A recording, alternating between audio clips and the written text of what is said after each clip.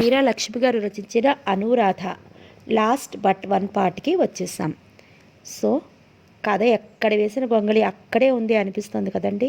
అబ్బా, ఈ అనురాధకి మరీ సెల్ఫ్ కాన్ఫిడెన్స్ ఎక్కువ. దాని సెల్ఫ్ కాన్ఫిడెన్స్ అనాలా, ఈగో ఎక్కువ అనాలా, ఏమనాలి ఏమో. పాపం అపార్థం చేసుకుంటోంది కృష్ణమోహన్ని. ఈరోజైనా కథ ఏమన్నా ముందుకెళ్తుందేమో. కానీ కథ ఎక్కడ వేసిన గొంగళి అక్కడే ఉంది, కానీ చాలా స్వీట్గా ఉంది కదా.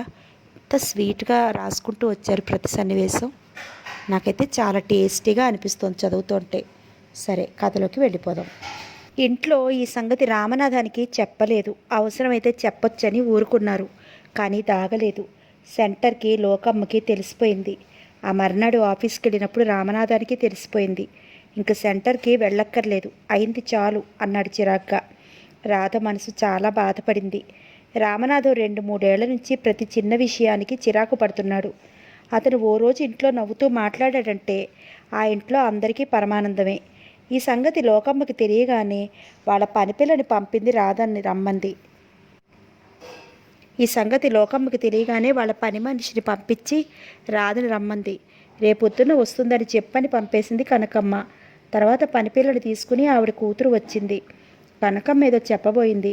అనురాధ తల్లిని ఉండమని, మీరు నడుస్తూ ఉండండి ఇప్పుడే వస్తానని వాడిని పంపేసింది. మొహం కడుక్కుని చీర మార్చుకుని బయలుదేరింది. అక్క, నా చెప్పులు వేసుకో అంది చంద్ర. రాధకి చెప్పులు లేవు. వద్దు పర్వాలేదు, ఎండలేదు అంది. అక్క అంటూ చెప్పులు తీసుకొచ్చింది చంద్ర. చెల్లెలికేసి చూసింది. ఆ కళ్ళల్లో ఎంతో దిగులు బాధ కనపడ్డాయి. మారు మాట్లాడకుండా చెప్పులు వేసుకుని వెళ్ళిపోయింది. అనురాధ కనిపించే వరకు నిలబడి లోపలికి వచ్చేసింది చంద్ర. ఆంజనేయులు కృష్ణమోహన్ మెట్లెక్కి వస్తుంటే లోకమ్మ కంఠం కంగుమని వినపడుతోంది. ఆవిడ అంత గట్టిగా అరవడం ఆంజనేయులు ఎప్పుడూ వినలేదు. ఆంజనేయులు కృష్ణమోహన్ ఇద్దరూ ఒకేసారి అటు చూశారు. నాకేవేం తెలియవమ్మాయి. ఆయన ఊళ్ళో లేనప్పుడు అంత డబ్బు నేను ఎక్కడి నుంచి తేను? వచ్చే డబ్బు సరిపోతే నువ్వు అన్నట్లుగా ఆగేదాన్ని. ఇప్పుడు సెంటర్కి వెళ్ళాలంటే సిగ్గుగా ఉంది అంటోంది. తలుపుని బల్లిలా అంటుకుపోయినట్లు నిలబడింది అనురాధ. లోపల అనసూయ కాలుగారిన పిల్లిలా అటు ఇటు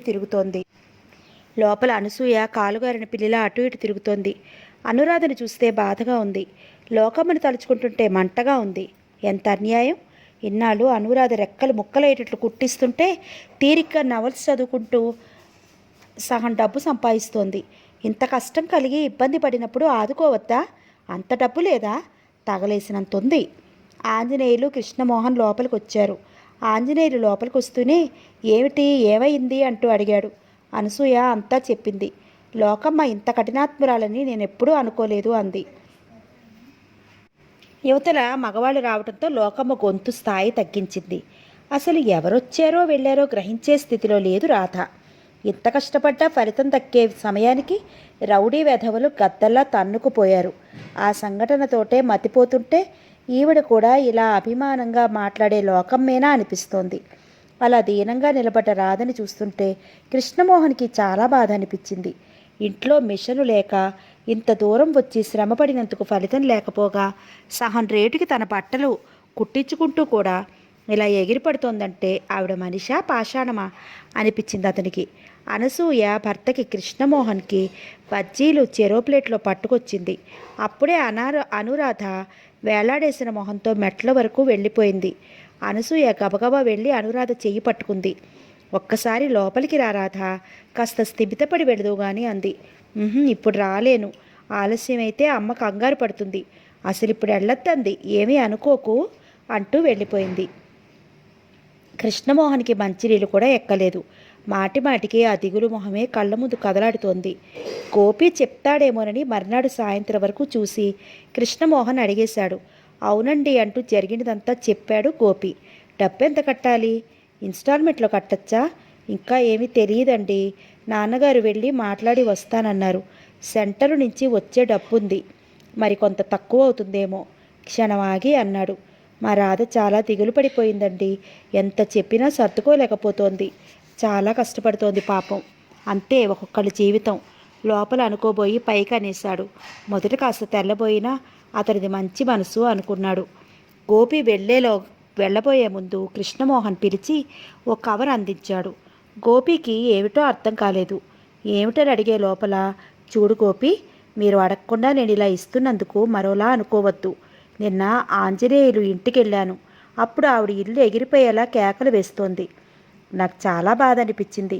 అనసూయకి సహాయం చేయాలని ఉంది, కానీ వాళ్ళకి శక్తికి మించిన పని.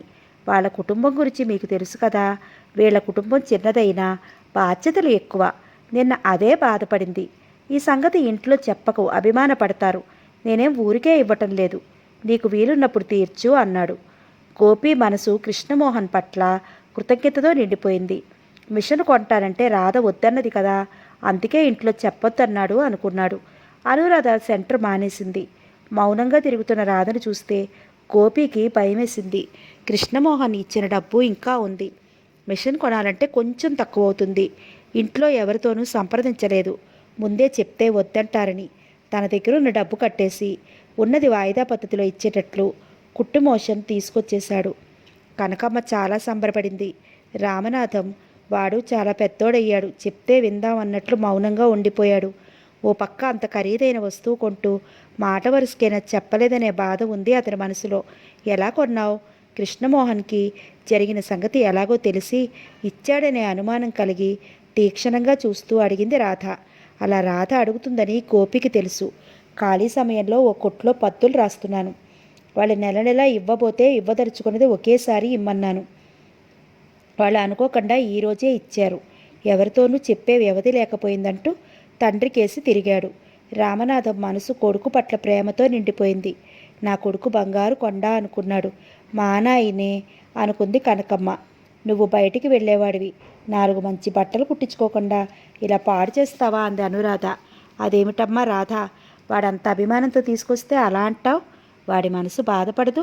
బట్టలకేముంది, నెలకో జత కుట్టించుకున్నా సరిపోతుంది అన్నాడు రామనాథం. కాస్త నవ్వవే తల్లి, భయం నటించాడు గోపి. అందరూ నవ్వుకున్నారు. కనకమ్మ బాబుని పంపి గబగబా కొబ్బరికాయ తెప్పించింది. మిషన్కి పూజ చేసి కొబ్బరికాయ కొట్టారు. అందరి భోజనాలు అయ్యాక అక్కడ ఎవరూ లేనప్పుడు గోపిని అడిగింది రాధ. గోపి, రెడీమేడ్ షాపులో గౌనులు కుట్టడానికి ఇస్తారని విన్నాను. ఆ వివరాలేవో కాస్త కనుక్కుని రారా. నీ కాలు చెయ్యి ఒక్క క్షణం కూడా ఊరుకోలేవా రాధ అన్నాడు నవ్వుతూ. నాకు ఊరికే కూర్చుంటే తోచదురా.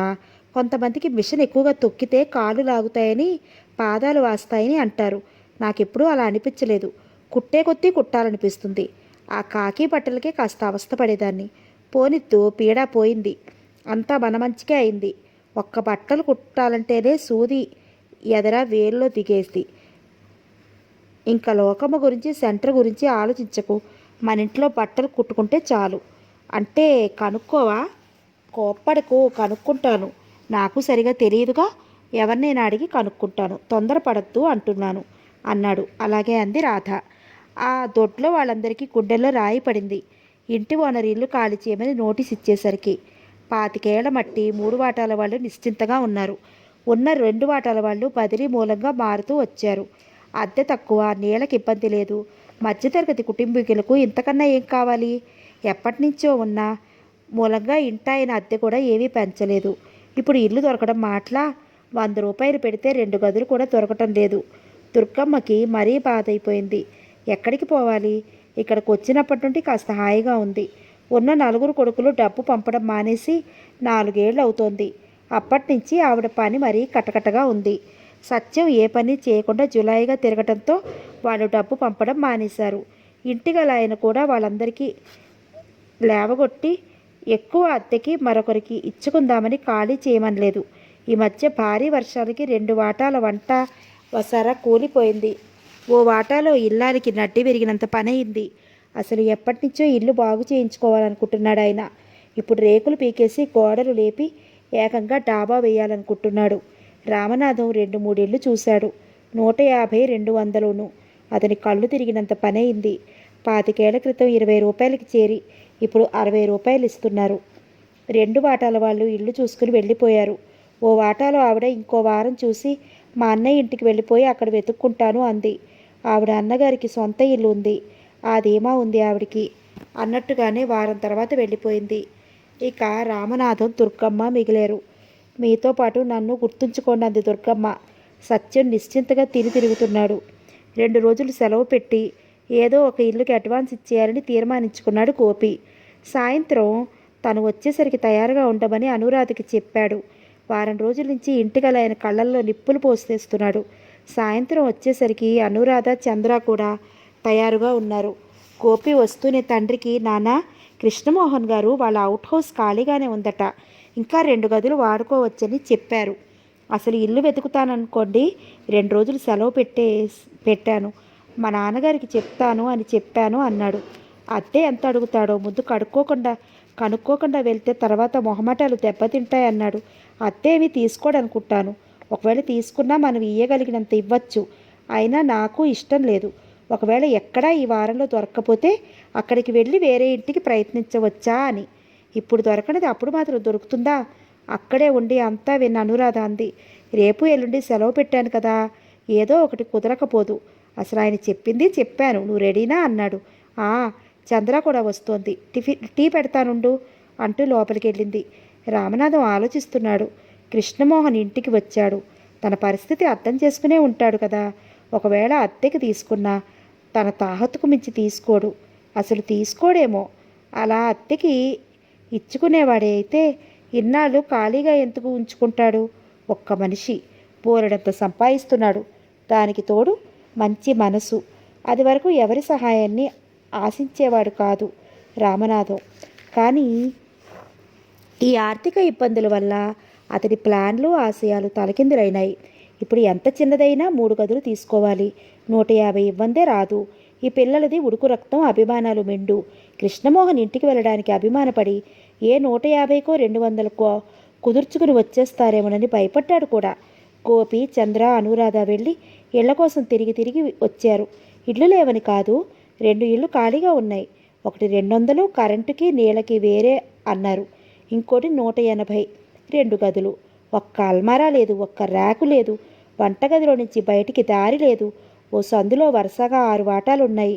బావి ఉంది, నల్లా పెట్టిస్తారట. పెదవ నీళ్ళు ఎవరు తోడతారు? ముందే విసుక్కుంది చంద్ర. వంటగదిలో నుంచి దొడ్లోకి దారి ఉండి నల్లా ఉంటే తల్లిని ఎలాగోలా ఒప్పించవచ్చు అనుకుంది అనురాధ. రామనాథానికి, చంద్రానికి, బాబుకి కృష్ణమోహన్ ఇంటికి వెళ్ళిపోవాలని ఉంది. గోపికి ఏదో మొహమాటంగా ఉంది. కనకమ్మకి తండ్రి కొడుకు ఆలోచించుకుంటారని నిశ్చింతగా ఉంది. ఎటొచ్చి అనురాధకి సుతరము ఇష్టం లేదు. అతను మిషన్ కొనుక్కోమని డబ్బిస్తానంటేనే వద్దని మానేసి ఇప్పుడు అతనింటికే వెళ్ళడమా? ఎంత లోకువా అంటూ అతన్నేమీ అడగకుండానే ఎందుకు చెప్పినట్లో సహాయం అడిగితే చేయటం వేరు. అది మంచి మనసు అని అనిపించుకుంటుంది. అడగకుండా చేస్తే అది అతిగానే కనిపిస్తుంది. ఏమైనా సరే ఈ వారంలో ఎలాగోలాగా ఇల్లు కుదుర్చుకోవాలి అనుకుంది. గోపితో 2 రోజులు ఇంటి కోసం తిరిగింది. లాభం లేకపోయింది. ఓ రోజు రాధ ఒక్కతే బయలుదేరింది. చంద్రాని రమ్మంటే రానంది. అనురాధ ఎలాగైతేనేం ఓ ఇంటిని చూసి సంతృప్తి పడింది. ఇంటికొచ్చి గబగబా తల్లితో అంది, అమ్మా, ఇల్లు దొరికింది. ఎక్కడా, ఎంత అంది. ముందు అద్దె ముఖ్యం. 3 గదులు, 160. రేకులనుకో. ఇక్కడ రేకులే కదా. బాత్రూమ్ పైనే ఉంది, లెట్రిన్ కిందకెళ్ళాలి. మేడ మీద చంద్ర అడిగింది. నీళ్లు పైకెక్కుతాయా? కనకమ్మ అడిగింది. అదొక్కటే ఇబ్బంది. కింద బావి, నల్ల 2 ఉన్నాయి. నీళ్లు పైకెక్కవట, అందుకని పెట్టించలేదట. ఇప్పుడే అడ్వాన్స్ ఇచ్చేయమన్నారు. రేపు సాయంత్రంలోగా ఏ మాట చెప్పాలన్నారు. 160, పైగా రేకుల మీద మలమల మాడి చావాలి విసుగ్గా అన్నాడు రామనాథం. నీళ్లు పైకి మొయ్యలేమే తల్లి, ఎన్ని నీళ్ళని మోస్తాం అంది కనకమ్మ. ఇంకా వీళ్ళ దగ్గర లాభం లేదనుకుని గోపి దగ్గర మొదలుపెట్టింది. నాన్నగారికి నువ్వు చెప్పు గోపి, ఎందుకో అక్కడికి వెళ్ళటం నాకు ఇష్టం లేదు. నీళ్ళకు కష్టమే రాధా. పోనీ కింది వాట అయినా అయింది కాదు. ఆ గోడలు కూడా బాగా కిందకున్నాయి. నేను గట్టిగా ఒళ్ళు విరుచుకున్నానంటే ఫెడేరమని రేకులు తగులుతాయి. అయినా కృష్ణమోహన్ ఇంట్లో ఊరికే ఉంటామా? అతను అద్దె పుచ్చుకోకపోతే వెంటనే ఏదో ఇల్లు చూసేసుకుందాం అన్నాడు. అక్కడికి వెళ్ళటం ఎందుకో నాకు ఇష్టం లేదు. నాకు అతని గురించి తెలియక ఇలా అంటున్నావు. అతను చాలా మంచివాడు. ప్రాణం ఇచ్చినట్లు మాట్లాడతాడు. జీవితంలో బాగా దెబ్బతిన్నవాడిలా ఉన్నాడు. మాట్లాడుతూ మధ్యలో పరిచయానంగా ఉండిపోవడం నేను చాలాసార్లు గమనించాను. నిన్ను కూడా అడిగాడు. గోపి చెప్పుకుపోతున్నాడు. అనురాధ మౌనంగా ఉండిపోయింది. తండ్రికి అంత అద్దెలో ఇష్టం లేదు. ఎప్పటినుంచో ఉంటున్నాము కాబట్టి 60లో ఇన్నాళ్ళు నెక్కుకొచ్చాం. కానీ ఇప్పుడు ఎక్కడైనా ఆ మాత్రం అద్దె లేనిదే ఇల్లు దొరకదు. చంద్రాల తను గట్టిగా ఖచ్చితంగా తండ్రితో మాట్లాడలేదు. తనకి ఒక్కదానికి తప్ప మిగతా అందరికీ వెళ్ళాలనే ఉంది అనుకుంది. ఇంటిగల ఆయన వచ్చి కాస్త నిష్ఠూరంగా మరి కాస్త గట్టిగా మాట్లాడి వెళ్ళాడు. రామనాథం కృష్ణమోహన్కి వస్తున్నామని చెప్పమని గోపికి చెప్పేశాడు. భార్యకి సామాను సర్దమని చెప్పాడు. పిల్లలని దులిపి ఇమ్మని ఒక్కొక్క సామాను జాగ్రత్తగా సర్దసాగింది. అనురాధ తల్లి దగ్గర, అమ్మా అతను మంచివాడు కాడని దుర్గమ్మ గారు చెప్పింది కదా, అక్కడికే వెళ్ళడం ఏం మంచిది అంది. మరి ఏం చేయాలి చెప్పు, ఒక్కసారిగా అంత అద్దెలు పోసి వెళ్ళలేము. అయినా మన జాగ్రత్తలో మనం ఉంటే ఎవరేం చేయగలరు అంది. మీకు ఇల్లు దొరికిందా, సామాను సవరించేస్తున్నారు? అయ్యో నా మాట మర్చిపోయారా, ఎక్కడా ఇల్లు వకర్చుకుంటూ అడిగింది దుర్గమ్మ. కనకమ్మ ఏదో చెప్పబోయేలోగానే బాబు, మేము కృష్ణమోహన్ గారి ఇంటికి మారిపోతున్నాం, ఆయనే రమ్మన్నారు గర్వంగా అన్నాడు బాబు. వాడా, ఎందుకు రమ్మనడు, చస్తున్నాడు ఒక్కడికి తోచక అంటూ వెళ్ళిపోయింది. దుర్గమ్మ దిగులుగా పడుకుంది. తనెక్కడికి పోవాలి, ఇంకో 4 రోజులు చూసి ఇంటిగలైనా చెంబు తప్పేలా బయటికి గిరాటేస్తాడు. ఈ సత్తిగాడు పొద్దున్న పోతాడు, ఆకలేసినప్పుడు ఇంటికి తిరిగి వస్తాడు. ఎన్ని తిప్పలు పెట్టావురా దేవుడా, వీడికి కుదురు లేకపోవడం వల్లనే ఉన్న కొడుకులు కలగజేసుకోవడం మానేశారు. వీడు ఓ దారిని పడితే తను ఎలాగో అలాగా గుప్పెడి గింజలు ఉడకేసుకుని బతికేది అని బాధపడింది. సామాను సర్దడం అయ్యింది. దుర్గమ్మ మళ్ళీ వచ్చింది. కాసేపు ఊరుకున్నట్లే ఊరుకుని, కనకమ్మ నేను మాట చెప్తాను, ఏమీ అనుకోకు, ఈడొచ్చిన పిల్లలు ఉన్నారు జాగ్రత్త, మరోలా అనుకోకమ్మా, అయినా నీ పిల్లలు బుద్ధిమంతులు అని కాసేపు ఆగి, మా సత్తిగాడికే ఏదైనా ఉద్యోగం ఉంటే అనురాధని అడిగి మరి మా సత్యానికి చేసుకుందాం అనుకున్నాను అంది అనురాధ కేసు చూస్తూ. అనురాధ మొహం తిప్పుకుంది, అక్కడి నుంచి వెళ్ళిపోయింది. మొదటి మాటకు కాస్త చిరాకు పట్ట కనకమ్మ తర్వాత దుర్గమ్మ అన్న మాటకి తెల్లబోయింది. తర్వాత ఆవిడతో ఏమిటి పెద్ద ఆవిడ అనుకుంది. రామనాథం వాళ్ళు ఇల్లు మారి 4 రోజులైంది. అనురాధ ఒక్కసారి కూడా కృష్ణమోహన్కి కనపడలేదు. అసలు ఆ రోజు బట్టలు పోయాయని లోకమ్మ కేక వేసినప్పుడు చూడడమే అనురాధని. అతను ఇంట్లో ఉండేదే చాలా తక్కువ. రామనాథం 2-3 సార్లు వచ్చి మాట్లాడి వెళ్ళాడు. బాబు రోజు గుడ్ మార్నింగ్ అంకుల్ అంటూ పలకరిస్తాడు. చంద్రకి అతని ఇల్లంతా చూడాలని ఉంటుంది, కానీ ఇంట్లో ఏమైనా అంటారేమోనని భయమేసి ఊరుకుంది. కనకమ్మకి ఇంట్లో చేసుకున్నది ఏదైనా ఇంత అభిమానంగా పెట్టాలని ఉంటుంది. మళ్ళీ మన వంటలెంత ఏమనుకుంటాడో అని ఊరుకుంటుంది. ఇంటి చుట్టూ బోలెడంత ఖాళీ జాగా ఉంది. రకరకాల పూల మొక్కలున్నాయి. అన్నింటికి విరగబూసిన చెట్ల నిండా పూలే. చంద్రానికి అన్ని పూలు చూసేసరికి కళ్ళు కుట్టాయి. ఎవరూ చూడకుండా ఆ పూల మొక్కల మధ్య తిరుగుతూ చేత్తో పూలని తాకి చూసేది. ఇది ఓసారి కృష్ణమోహన్ కళ్ళపడింది. అతను వచ్చి పూలు కావలిస్తే కోసుకో అని, నీ పేరేమిటి అని అడిగాడు. చంద్రావతి, అందరూ చంద్ర అంటారు అంది బెదురు లేకుండా. ఎన్ని పువ్వులు కావలిస్తే అన్నీ కోసుకో, ఎప్పుడు కావాలంటే అప్పుడు కోసుకో అనేసి వెళ్ళిపోయాడు. ఎంత మంచివాడు అనుకుంది చంద్ర. చంద్రకి తెల్ల చామతులంటే చాలా ఇష్టం. చామంతి మడి అంతా మొగ్గ తొడిగింది. ఇప్పుడిప్పుడే మొగ్గలు విచ్చుకుంటున్నాయి. విడిచినంత వరకు తెల్ల చామంతులు కోసుకుంది. తల్లికి అక్కకి కనకాంబరాలు కోసుకుంది. కాస్త మరువం కూడా కోసుకుని సంతోషంగా ఇంట్లోకి వచ్చింది. తను కుట్టిన గౌను హ్యాంగర్కి తగిలించి అది బాగా కుదిరినందుకు సంబరపడిపోతూ ఉన్న అనురాధకి ఒడి నిండా పూలతో సంతోషంగా వచ్చిన చంద్ర కనిపించింది. ఏమిటవి అంది. పువ్వులు. ఎక్కడివి కనుబొమ్మలు ముడుస్తూ అడిగింది. ఎక్కడవేమిటి, అన్ని పూల మొక్కలుంటేను ఆయనే కోసుకోమన్నారు, రోజు కోసుకోమన్నారు గబగబా అంది. సిగ్గులేదు ఒకరి చెట్లవి కోసుకోవడానికి, అసలు అక్కడికి ఎందుకు వెళ్ళావు కోపంగా అడిగింది. ఊరికే పూల చెట్లు చూస్తున్నాను, ఆయనే వచ్చి కోసుకోమన్నారు, ఆశగా చూస్తే అనరు, రేపటి నుంచి కోసావంటే మాత్రం మాట తక్కదు, కావాలంటే వీధిలోకి వచ్చినప్పుడు కొనుక్కో, ఇక్కడ వీధిలోకి ఏమీ రావు నసుకుతున్నట్లుగా అంది. వీధిలోకి రాకపోతే బజార్కి వెళ్ళి కొనుక్కో విసుగ్గా అంది. ఆ మర్నాటి నుంచి చంద్ర పూల జోలికి పోలేదు. ఓసారి చంద్ర కనిపించినప్పుడు కృష్ణమోహన్ అడిగాడు, పూలు కోసుకోవట్లేదా అని. చెట్లను ఉంటే అందంగా ఉన్నాయండి అందుకని తడబడింది. ఇంట్లో పెద్దవాళ్ళు లేక అనురాధో వద్దని ఉంటారు అనుకున్న కృష్ణమోహన్ ఇంకేమీ మాట్లాడలేదు. 2 రోజులు గిర్రును తిరిగిపోయాయి. ఈ 2 రోజుల్లో నెల రోజులు గిర్రును తిరిగిపోయాయి. ఈ నెల రోజుల్లో 2 సార్లు అనురాధ కృష్ణమోహన్ కళ్ళపడింది. అతన్ని చూస్తూనే తల వంచుకుని వెళ్ళిపోయింది. మొదటిసారి కొంచెం బాధపడ్డాడు. రెండోసారి అదేం లేదు, అద్దె అంతిస్తే బాగుంటుందిరా అని కొడుకుని అడిగాడు రామనాథం.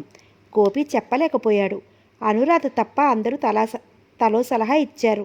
ఆఖరికి మరీ 100 రూపాయలు ఇస్తే బాగుండదు, 150 ఇస్తే సరి అనుకున్నారు. కొడుకుని ఇమ్మన్నాడు తండ్రి. మీరు పెద్దవారు, మీరివ్వండి అంటూ గోపి తప్పించుకున్నాడు. రామనాథం ఉదయం కాఫీ తాగగానే వెళ్ళాడు. కృష్ణమోహన్ అప్పుడే కాఫీ తీసుకుంటున్నాడు. రామనాథం వద్దన్నా వినకుండా రామనాథానికి మరో కప్పు కాఫీ తెప్పించాడు. కాసేపు ఆ కబురు ఈ కబురు మాట్లాడి, మీరు అత్తే ఎంతో చెప్పలేదు, అది అడుగుదామనే వచ్చాను అంటూ నసిగాడు. ఓసారి రామనాథం కేసు చూసి, నాకు అద్దె ఇచ్చుకునే అలవాటు లేదండి. అతని మాట పూర్తి కాకుండానే రామనాథం అన్నాడు, మీరు అలా అంటే కాదు, మాకు మొహమాటంగా ఉంటుంది, మీరు చెప్పాలి. మీరు ఇంటి కోసం వెతుకుతున్నారు, ఇల్లు ఖాళీగా ఉంది కదా అని చెప్పాను, అంతేకాని అద్దె కోసం కాదన్నాడు స్థిరంగా.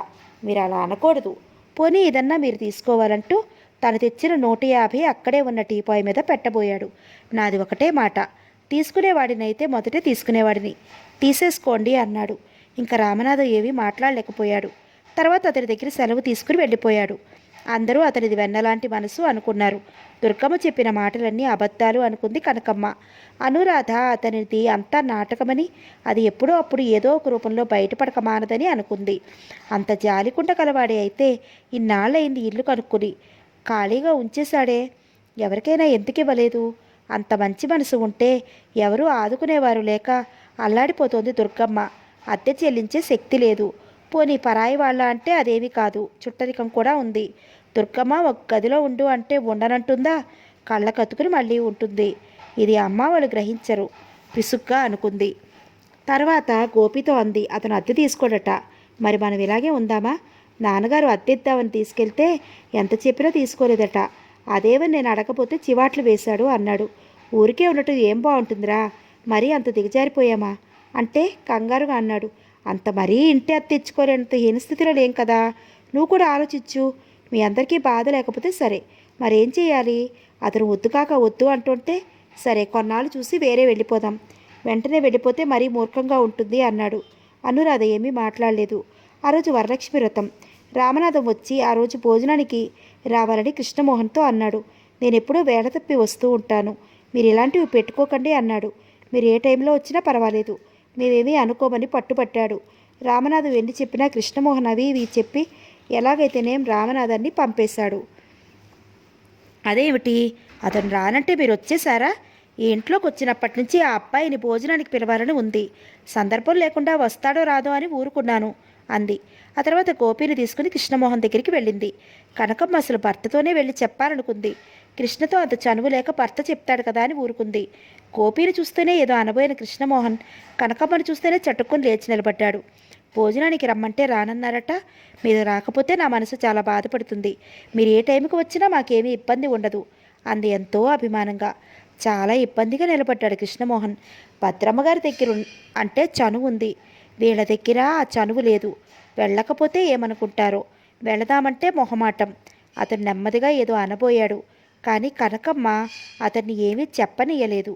మీరు చెప్పినట్లు మేము విన్నాము, ఇంకా మీరేం చెప్పినా వినం. ఈ పూట మీరు మా ఇంటికి భోజనానికి రావాల్సిందే అంది చనువుగా నవ్వుతూ.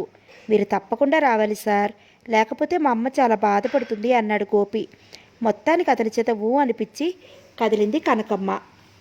కృష్ణమోహన్ గోపి కలిసే వచ్చారు. అప్పటికి రామనాథం వచ్చి 10 నిమిషాలయ్యింది. అనురాధ కంచాలు మంచినీళ్ళు పెట్టింది, పీటలు వాల్చింది. ఇంక నేను వెళ్ళనా, నువ్వు వడ్డించగలవా అంది తల్లితో. కాస్త నెయ్యి మంచినీళ్ళు పోతూ గాని ఉండు అంది కనకమ్మ. అనురాధకి ఉండడం ఇష్టం లేదు, అక్కడ పిలుస్తానంది. దాని పిల్లలు ఏడుస్తుంటే కాసేపు ఆడించటానికి అటు వెళ్ళిందేమో. అన్నీ నేనే వడ్డిస్తాను, సరిగ్గా నెయ్యి అది అందకపోతే బాగుండదు అంది కనకమ్మ. తప్పనిసరిగా నిలబడింది అనురాధ. ముగ్గురు వచ్చి కూర్చున్నారు. బావ వస్తే భోజనం టైంకి వస్తానన్నాడు కదా, రాలేదే? గోపి అడిగాడు. రాత్రికి వస్తానని చెప్పాడుట అంది కనకమ్మ. కనకమ్మ వడ్డిస్తుంటే అనురాధ నెయ్యి మంచినీళ్ళు వడ్డిస్తోంది.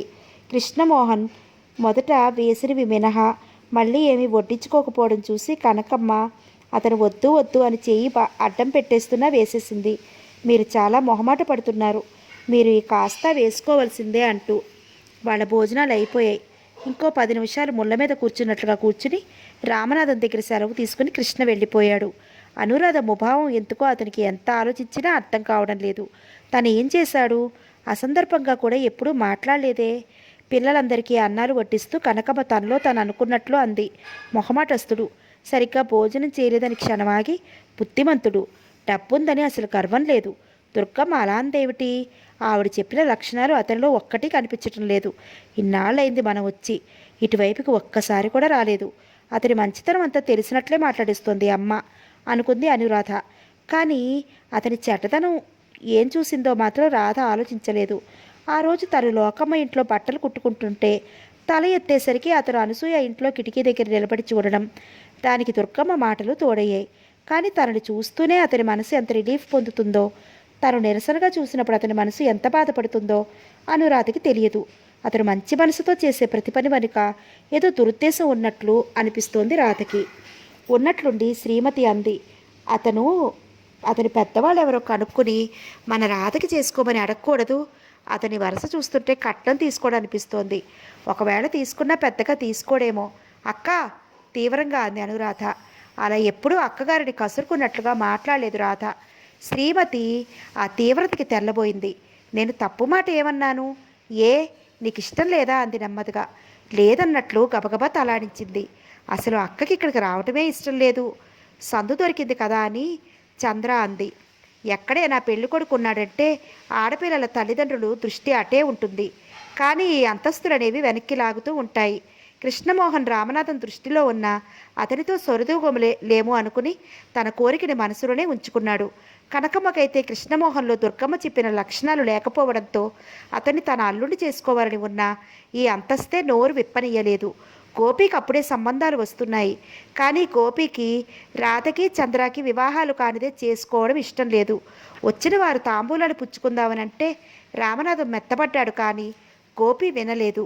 రాధకి పెళ్లి చేయాలంటే కనీసం 10,000 కావాలి. ఆడపిల్లల పెళ్ళిళ్ళు తలుచుకుంటేనే రామనాథానికి గుండె దడ వస్తోంది. మధ్యాహ్నం 3 గంటలయ్యింది. కృష్ణమోహన్ అప్పుడే నిద్రలేచి మొహం కడుక్కుని వచ్చేసరికి రాజు కాఫీ తీసుకొచ్చాడు. అతను కాఫీ తీసుకుంటుండగానే ఆంజనేయులు అనసూయ వచ్చారు. మీ ఇల్లు చూద్దామని వచ్చాను అన్నయ్య గారు, నవ్వుతూ అంది అనసూయ. రండి రండి, సంతోషంగా ఆహ్వానించాడు కృష్ణమోహన్. కృష్ణమోహన్ పార్టీ ఇచ్చినప్పుడు అనసూయ ఊళ్ళో లేదు. చేతికి పచ్చని తోరంతో కొత్త చీరలో నిండుగా ఉంది అనసూయ. ఆ ముఖంలో తృప్తి, ఆనందం ఉన్నాయి. ఆ నవ్వు ముఖం చూస్తే ఎవరైనా తమ బాధల్ని తాత్కాలికంగా కాసేపు మర్చిపోతారు.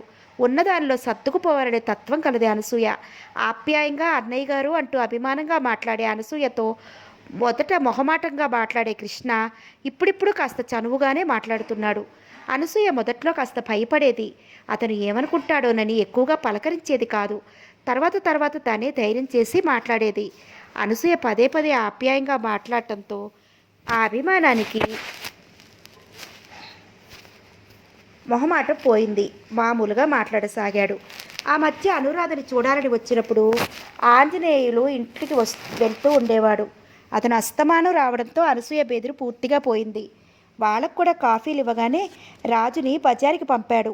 ఇప్పుడు చెప్పండి, ఇన్నాళ్ళకి నా ఇల్లు చూడాలనిపించిందా? తను కూడా ఓ కుర్చీలో కూర్చుంటూ అడిగాడు. నాదేం తప్పులేదండి, ఇదిగో ఈయన గారికి బొత్తిగా తీరుబడి ఉండడం లేదు పాపం అంటూ భర్త కేసి చూసి నవ్వింది. పాపం ఆంజనేయులు మరీ బిజీ అయిపోయాడని నవ్వాడు. నీకే నాయనా, కూర్చుని ఎన్ని కబుర్లైనా చెప్తావు. 4 రోజులు వెళ్ళకపోయినా పర్వాలేదు. నాకు అలా కాదే, ఒక్క పూట మానడానికి కూడా ఉండదు అన్నాడు. ముగ్గురు కాసేపు మాట్లాడుకున్నారు. తర్వాత ఇల్లంతా చూసి అనసూయ చాలా బాగుందని మెచ్చుకుంది. వాళ్ళకు కూడా కాఫీలు ఇవ్వగానే రాజుని బజారుకి పంపాడు. ఇప్పుడు చెప్పండి, ఇన్నాళ్ళకి నా ఇల్లు చూడాలనిపించిందా? తను కూడా ఓ కుర్చీలో కూర్చుంటూ అడిగాడు. నాదేం తప్పు లేదండి, ఇదిగో ఈయన గారికి బొత్తిగా తీరుబడి ఉండటం లేదు పాపం అంటూ భర్త కేసి చూసి నవ్వింది. పాపం ఆంజనేయులు మరీ బిజీ అయిపోయాడు అని నవ్వాడు. నీకేం నాయనా, కూర్చుని ఎన్ని కబుర్లైనా చెప్తావు. 4 రోజులు వెళ్ళకపోయినా పర్వాలేదు. నాకు అలా కాదే, ఒక్క పూట మానడానికి కూడా ఉండదు అన్నాడు. ముగ్గురు కాసేపు మాట్లాడుకున్నారు. తర్వాత ఇల్లంతా చూసి అనసూయ చాలా బాగుందని మెచ్చుకుంది. అనురాధ వాళ్ళు ఎక్కడుంటారు అని అడిగింది. వాళ్ళు అవుట్ హౌస్లో ఉంటున్నారు. వెనక వైపు ఇంకో 2 గదులు ఉన్నాయి, అవి కూడా వాడుకుంటున్నారు అని చెప్పాడు. ఇక్కడ హాయిగా ఉండక అనురాధ ఎందుకు ఇల్లు చూడమంది అన్నావు? ఆంజనేయులు భార్యను అడిగాడు. కిటికీ తలుపులు బార్లా తెరుస్తున్న కృష్ణమోహన్ ఆంజనేయులు మాట విని వెనక్కి తిరిగి ప్రశ్నార్థకంగా చూశాడు. అన్నయ్య గారు అద్దె తీసుకొని అన్నారంట. ఆ విషయాలు వాళ్ళ పెద్దవాళ్ళు చూసుకుంటారుగా ఆంజనేయులు అన్నాడు.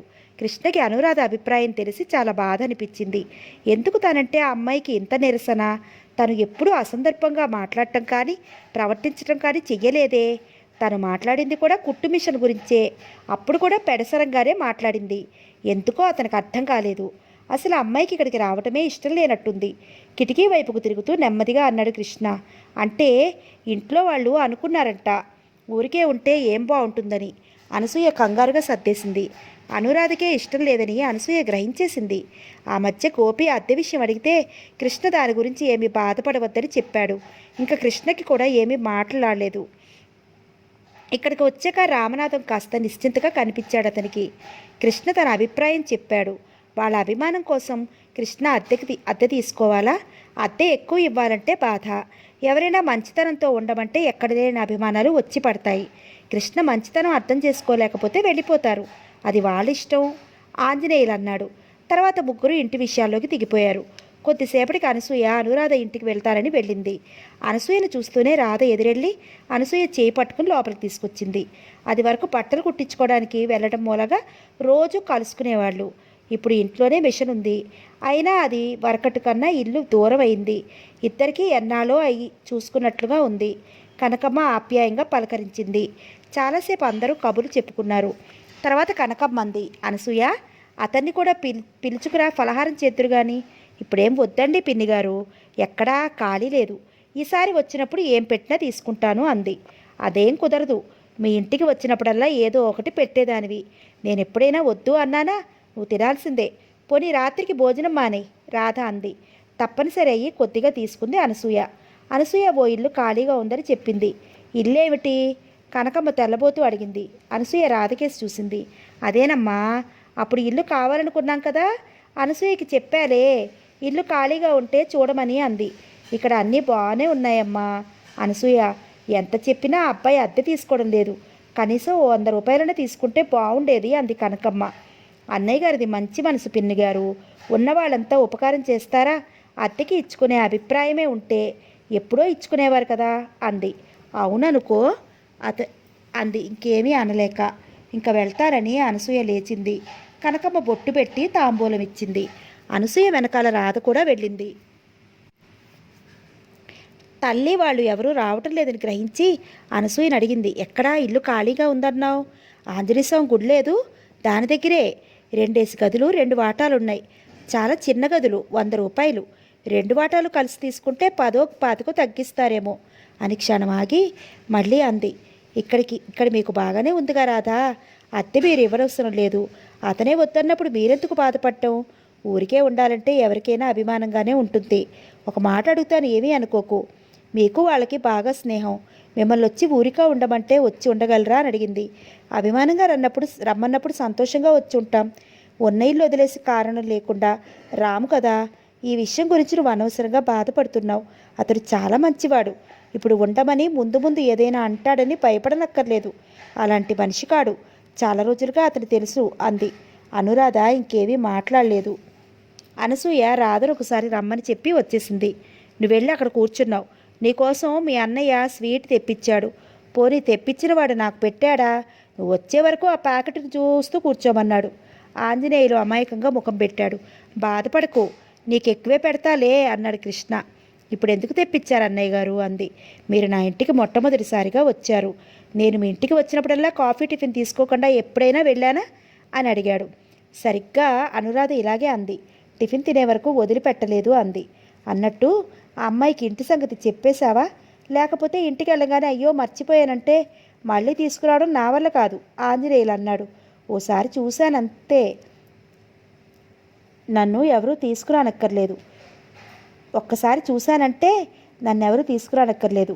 ఇంటి విషయం చెప్పాను. ఆవిడ తెల్లబోయింది. ఇక్కడ అంతా బాగానే ఉంది కదా అంది. అని జరిగిందంతా చెప్పింది. అనసూయ చెప్పిందంతా కృష్ణ విన్నాడు. అతనికి అనురాధ మీద మొదటిసారిగా కోపం వచ్చింది. తన వల్ల ఏదైనా తప్పుంటే ఎంత కోపం వచ్చినా భరించవచ్చు. అకారణంగా ఆ కోపాన్ని భరించాలంటే చాలా కష్టం అనుకున్నాడు. 5 అవుతోంది, ఇంకా లేస్తావా లేదా అన్నాడు ఆంజనేయులు. అబ్బా, అప్పుడే 5 అయిందా అని. ఇంక వస్తాం అన్నయ్య గారు అని లేచి నిలబడింది. వచ్చేటప్పుడు నా డ్యూటీ అయిపోతుంది, వెళ్ళేటప్పుడు బేబీ డ్యూటీ నీది. టింగురంగా అని నడుద్దామనుకుంటున్నావేమో, అదేం కుదరదు అన్నాడు. బేబీని నేనే ఎత్తుకుంటాను, మీరేం భయపడకండి అంది. రాజు ట్రే తీసుకొచ్చి అక్కడున్న టీపాయ్ మీద పెట్టాడు. దాంట్లో యాపిల్ పళ్ళు, స్వీట్ బాక్సు, బిస్కెట్ ప్యాకెట్స్ ఉన్నాయి. కృష్ణమోహన్ పర్స్ తీసి 116 ట్రేలో పెడుతూ తీసుకోండి అనసూయ అన్నాడు. అతను పేరు పెట్టి పిలవడం ఇదే ప్రథమం. ఇవన్నీ ఏమిటి? భార్యాభర్తలిద్దరూ ఒకేసారి అన్నారు. ఇంక మీరేమీ అభ్యంతరం చెప్పొద్దు అంటూ ఆంజనేయులకి తిరుగుతూ, మా చెల్లెలకి నా ఇష్టం వచ్చినట్టు ఇచ్చుకుంటాను, మధ్యలో నువ్వు అడ్డొస్తే మహాపాపం చుట్టుకుంటుంది అన్నాడు నవ్వుతూ. పళ్ళు స్వీట్స్ తీసుకుంటాను అన్నయ్య గారు, నెమ్మదిగా అంది అనసూయ. మీ అన్నయ్యలు ఇస్తే తీసుకోరా అన్నాడు. నాకు అంత అదృష్టం లేదు, మీరే నా అన్నయ్య. చాలా సంతోషం, మరి ఇంకేమీ అభ్యంతరం చెప్పకండి అన్నాడు వెంటనే. అనసూయ భర్త కేసి చూసింది. ఆంజనేయులు తీసుకో అన్నట్లు చూశాడు. సంతోషంగా వాటిని అందుకుంది. అనసూయ తర్వాత అతని కాళ్ళకి నమస్కరించింది. అతను కంగారుగా వెనక్కి కదిలాడు. యథాలాపంగా నిలబడిన అతను అనసూయ అలా చేస్తుందనుకోలేదు. ఇదేమిటి, నాకెందుకు తెల్లబోతూ అన్నాడు. అన్నయ్యకి చెల్లెలు నమస్కరిస్తే వద్దు అనకూడదు, మహాపాపం చుట్టుకుంటుంది అన్నాడు ఆంజనేయులు. ముగ్గురు నవ్వుకున్నారు. ఇల్లు ఎప్పుడు ఖాళీ చేస్తున్నారు? ఉలిక్కిపడి వెనక్కి తిరిగింది అనురాధ. కృష్ణమోహన్ నిలబడి ఉన్నాడు. అతను అక్కడికి ఎప్పుడొచ్చింది రాధ చూడలేదు. హఠాత్తుగా అతను అలా అడిగేసరికి అసలు అతను అన్న మాటలు ఏమిటో మొదట అర్థం కాలేదు. అర్థమయ్యాక తల తిరిగిపోయింది. ఛీ, ఇతని చేత ఇలా అడిగించుకోవాల్సి వచ్చింది అనిపించి చాలా బాధపడింది. రాధ ఏదో సమాధానం చెప్పేలోగా అతను మళ్ళీ అడిగాడు, ఇల్లు ఎప్పుడు ఖాళీ చేస్తున్నారు అని. అతను అలా రెట్టించి అడిగేసరికి అనురాధకి చాలా రోషం వచ్చింది. తడుముకోకుండా వెంటనే అంది, చేస్తాం, ఎల్లకాలం మీ పంచనే ఉండిపోము. ఆహా, అలాగా, ఎల్లకాలం ఇక్కడే ఉండిపోతారేమోనని భయపడ్డానులే. ఎన్నాళ్ళలో ఖాళీ చేస్తారో చెప్తే విని హాయిగా గాలి పీల్చుకుంటాను నిదానంగా అన్నాడు. అద్దె ఇస్తే తిరక్కొట్టడం ఎందుకు, ఇలా అడగడం ఎందుకు? ఎంత అవమానం, ఇలా నిలబెట్టి అడిగేస్తాడా? చిచి అనుకుంది. అద్దె తీసుకొచ్చింది మీరు కాదుగా, ఇంటికి పెద్ద మా నాన్నగారు ఇచ్చారుగా. మా ఇంట్లో అన్నీ పెద్దవాళ్ళు చూసుకోవడమే అలవాటు, అంతేగాని ఇల్లు కూడా పెద్దవాళ్ళే చూసుకునేవారుగా. మధ్య నీకెందుకు ఇల్లు చూడాలనే తాపత్రయం, ఇల్లు మారిపోవాలనే పట్టుదల? నిలదీసినట్లు అడిగాడు. అతడు పెద్ద ఏదో అధికారం ఉన్నట్లు మాట్లాడుతుంటే రాధ కొళ్ళు మండిపోయింది. ఏదైనా చాలా ఘాటుగానే జవాబివ్వాలనుకుంది. సమయానికి ఏం మాట్లాడాలో తోచలేదు. రాధ ఏమీ మాట్లాడకపోయేసరికి కృష్ణ మళ్ళీ అన్నాడు, నేను మా నాన్నగారికి గోపికి కూడా చెప్పాను, వాళ్ళు ఊరుకున్నారు. మధ్య నీకు పట్టుదలగా ఉంది ఇల్లు మారిపోవాలని. నేను నిన్నేం చేశాను? అతని స్వరంలో బాధ స్పష్టంగా తెలుస్తోంది. అతను హఠాత్తుగా జడివానలా మాటలు విసురుతోంటే తిరిగి తను ఏమందమన్నా మాటలు దొరకటం లేదు. అతనికి ఘాటుగా ఏం జవాబు చెప్పకుండా అక్కడే నిలబడడం చాలా అవమానకరంగా అనిపించింది. వెంటనే విసురుగా లోనికి వెళ్ళిపోయింది. తను బయటికి వెళ్ళడమే తప్పైంది అని బాధపడింది. అసలు సాధారణంగా ఎప్పుడూ వెళ్ళదు. శ్రీమతి వెళ్ళిపోతుంటే పిల్లలతో ఒక్కత్తి వెళ్ళలేరని కనకమ్మ శ్రీమతితో వెళ్ళింది. చంద్ర నిద్రపోతోంది. గోపి, రామనాథం ఆఫీస్కి వెళ్ళారు. బాబు స్కూల్ నుండి రాలేదు. కృష్ణమోహన్ ఆ టైంలో ఇంట్లో ఉండడని ఏమీ తోచక పూల మొక్కలు చూస్తూ తిరుగుతోంది. ఇది కృష్ణ చూశాడు. క్రితం రోజు అనసూయ చెప్పినప్పటి నుంచి అతని మనసు మండిపోతోంది. రాధని చూడగానే గబగబా బయటికి వచ్చాడు. కృష్ణ ఇంట్లోకి వచ్చి వెంటనే డ్రెస్ అయ్యి బయటికి వెళ్ళిపోయాడు. అనురాధ ఇంట్లో కాలుగారిన పిల్లిలా తిరుగుతోంది.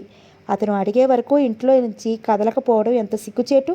చి, అతను అలాంటివాడు అని పొగడటమే కానీ ఒక్కరూ అతని నిజస్వరూపం తెలుసుకోవడానికి ప్రయత్నించరే. ఇన్నాళ్ళు చూశాడు, వీళ్ళు లొంగే రకం కాదురా బాబు, వీళ్ళకి ఇల్లు ఎవడు సుత్తదండగా లాభం లేదు అనుకుని ఉంటాడు. ఇప్పుడు అమ్మా నాన్న ఏమంటారో చూడాలి. అసలు విషయం విని తలకిందులవుతారేమో అనుకుంది. మళ్ళీ అంతలోనే ఎలా చెప్పాలి? చెప్తే నమ్ముతారా? నమ్మినా నమ్మకపోయినా చెప్పి తీరాలనుకుంది. రామనాథం ఆలస్యంగా వస్తానని చెప్పెళ్ళాడు.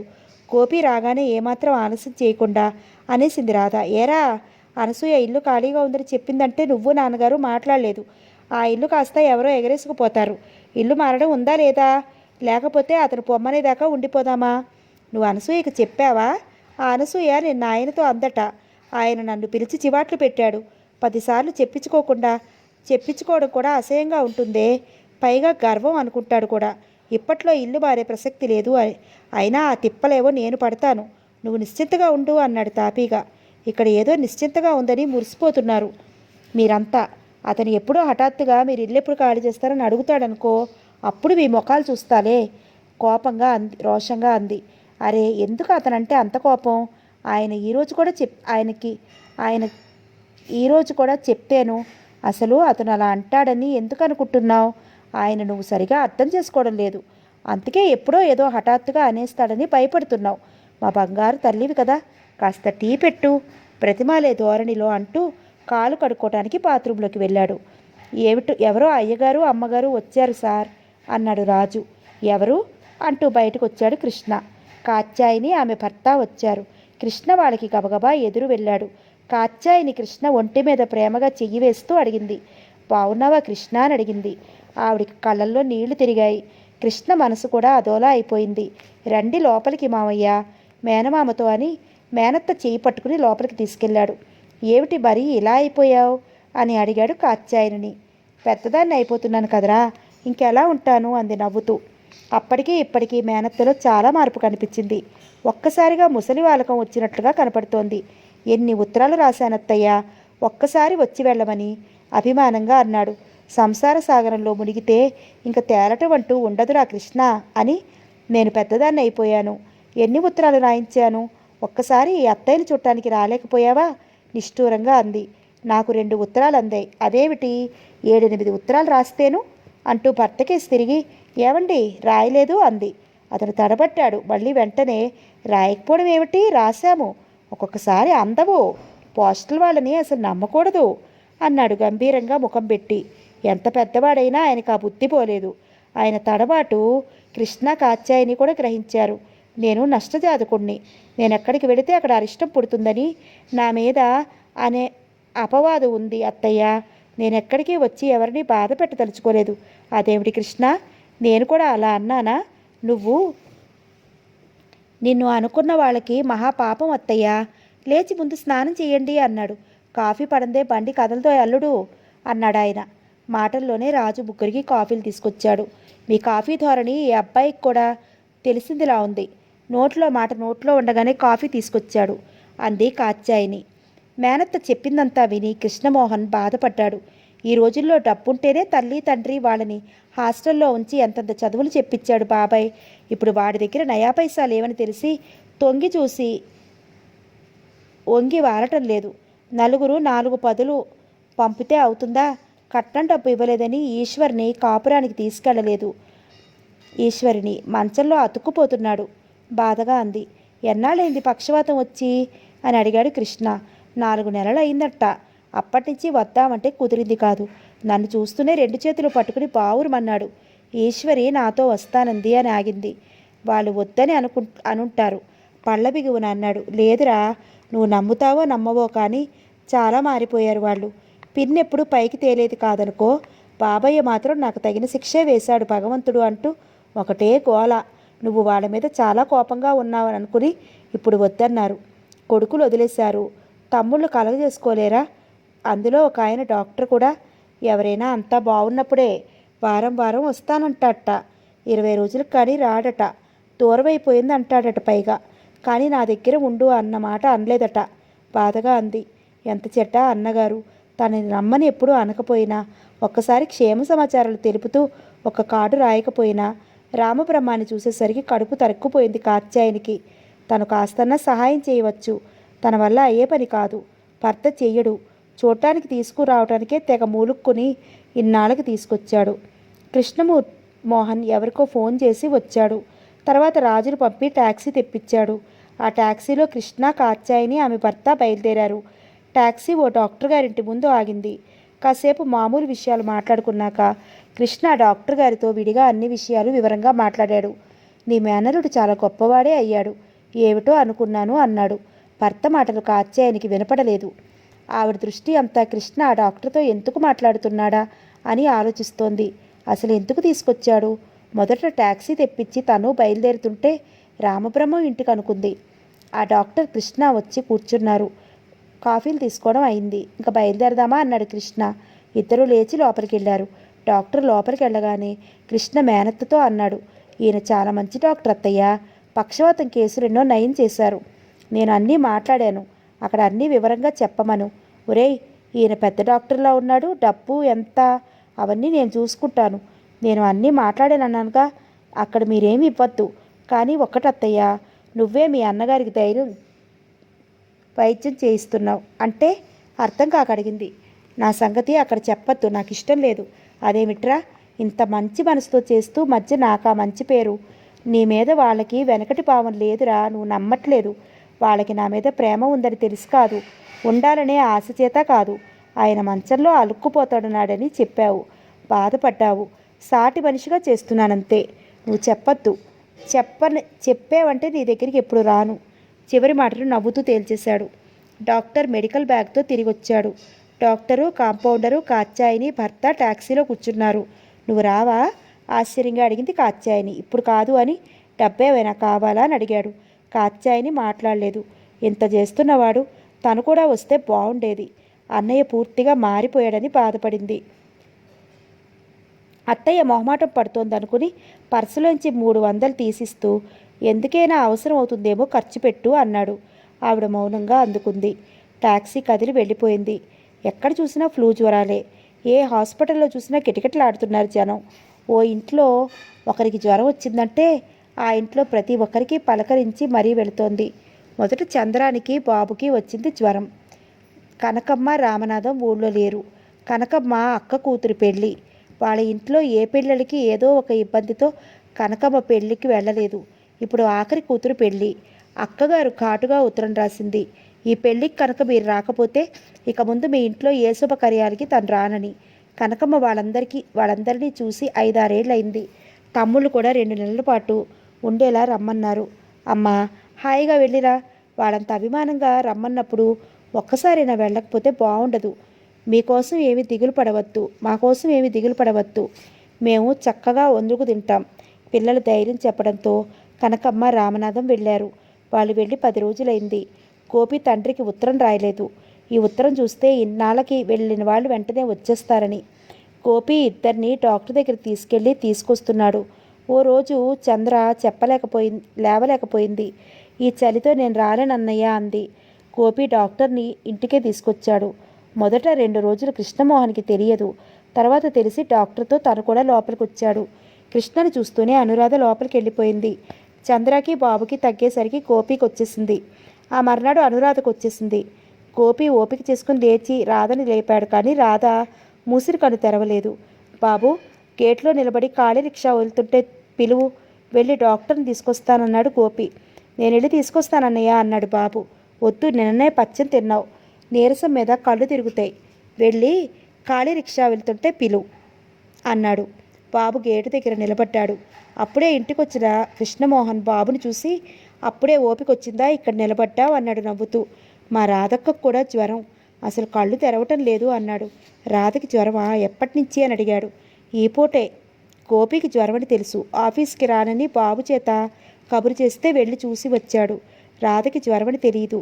ఇక్కడ ఎందుకు నిలబడ్డావు అని అడిగాడు. బాబు చెప్పాడు. నేను తీసుకొస్తారే, నువ్వు లోపలికి వెళ్ళు అన్నాడు.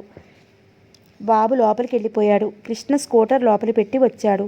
కృష్ణను చూస్తూనే గోపి లేచి కూర్చోబోయాడు. పడుకో, లేవకు అంటూ రాధ మంచం కేసి చూశాడు. రాధ ముడుచుకుని పడుకునుంది. కూర్చోండి అంకులని బాబు కుర్చీ జరిపాడు. మా రాధకి కూడా జ్వరం, డాక్టర్ని తీసుకొద్దామని అన్నాడు.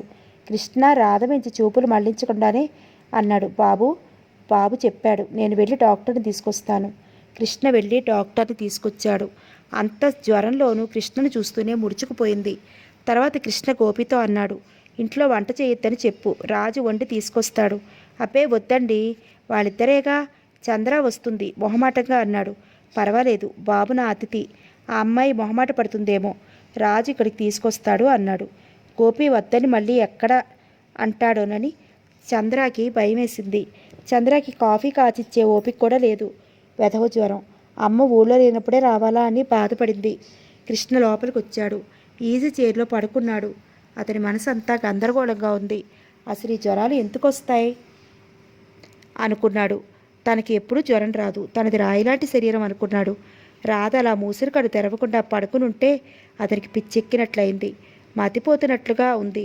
రాధను చూసి వచ్చినప్పటి నుండి పసిపిల్లాళ్ళ అసలు జ్వరాలు ఎందుకు వస్తాయి అనుకోసాగాడు. చంద్ర బాబుకి గోపికి జ్వరం వస్తే వెళ్ళి చూసొచ్చాడు. తనకి చేతనైన సాయం చేశాడు. ఇప్పుడు రాధకి జ్వరం వచ్చిందంటే అతని మనసు నిలబట్టం లేదు.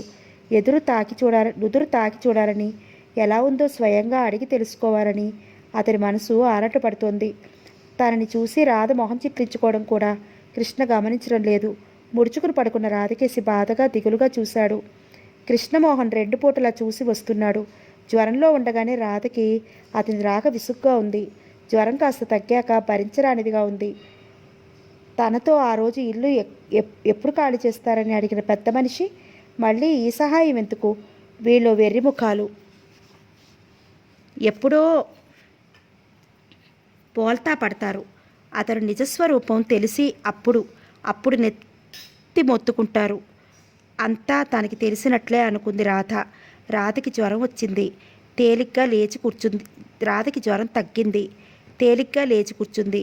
కృష్ణమోహన్ తేలిగ్గా ఊపిరి పీల్చుకున్నాడు. చంద్ర, ఈరోజు ఇక్కడే వంట చెయ్యి. అయినా నాకు తేలిగ్గానే ఉంది. నేను కూడా సహాయం చేస్తాను అంది. గోపి క్రితం రోజే పచ్చని తిన్నాడు. ఇంకా నయ్యంలే, నువ్వు వంట చేస్తావా? నేను చేయగలనా అంది చంద్ర. అప్పుడే లోపలికి వస్తున్న కృష్ణ ఈ మాటలు విన్నాడు. అక్కడి గోపి లేడు. కూర్చోండి అంటూ చంద్ర కుర్చీ జరిపింది. 2 రోజులు పోయాక మీరే చేసుకుందురు గాని ఈ పూట వంట చేయొద్దు చంద్ర అన్నాడు కృష్ణ. అతన్ని చూస్తూనే లేవబోయింది రాధ. కానీ కళ్ళు గిర్రును తిరిగాయి.